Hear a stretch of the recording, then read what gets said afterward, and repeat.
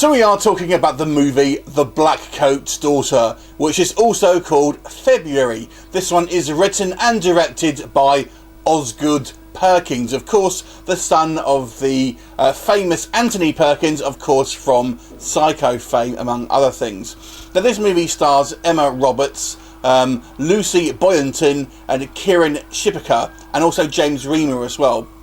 Now, the story here basically focuses on three young females, basically, two of which are at this kind of prestigious boarding school, and basically it's over a kind of a break, a term holiday.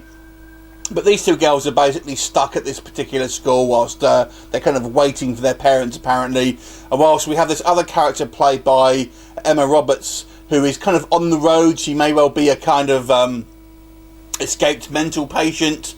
And this basically is very much an art house film with a kind of horror trappings. So if you've seen, I guess, the recent Neon Demon, I guess that's a similar experiment. But I would say this is a bit more of a kind of a psychological film. I mean, it could be a demon possession film. It could be about mental disorders. It could be something else entirely. It is somewhat left up to the audience imagination to kind of put the pieces together for this particular film.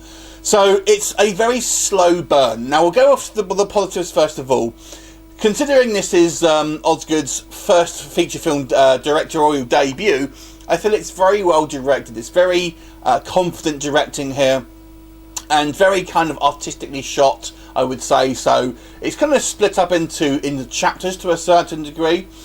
But it's an assured hand, and it feels like it's very kind of long takes and things like that, and he gets very good performances from the actors as well. So all the performances here are very good, very kind of have this very otherworldly feel to it. So it's very much a strange kind of like quiet film. There are some scenes of violence in it, although they're few and far between, but when we do see them, they are actually quite brutal and quite shocking.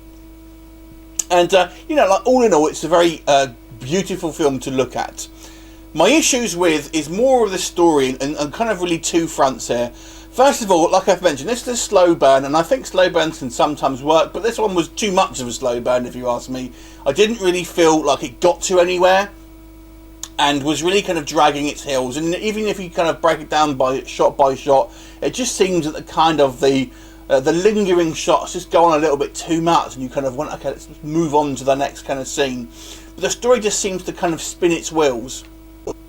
And the other thing as well is goes to the story, and this is obviously a choice, but it's obviously somewhat ambiguous about what's going on, and it is somewhat, I feel it will be somewhat confusing, and it will put people off because you simply won't really know what's going on, but as it's so ambiguous, it kind of doesn't really make sense to some people, I feel.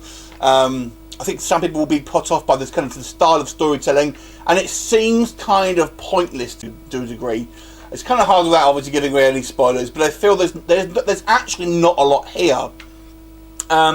So visually, I would say it's a very kind of artistic film. It's well made. It's obviously made for a kind of an arty crowd, and I've seen comparisons to Let the Right One In, so maybe stuff like that. But it is really only a barely a horror film, I would say, to be honest with you. I really stress that because it doesn't really, that's the nearest category I can put it in. But it's only a horror film just because some of the subject matter here. So overall, I feel it was a good film in regards to its technical side of things, the way it was directed, the performances, stuff like that. But I didn't really feel the story here was particularly gripping. I didn't feel it was particularly well executed in certain ways, and it was a bit of a drag, to be quite honest with you.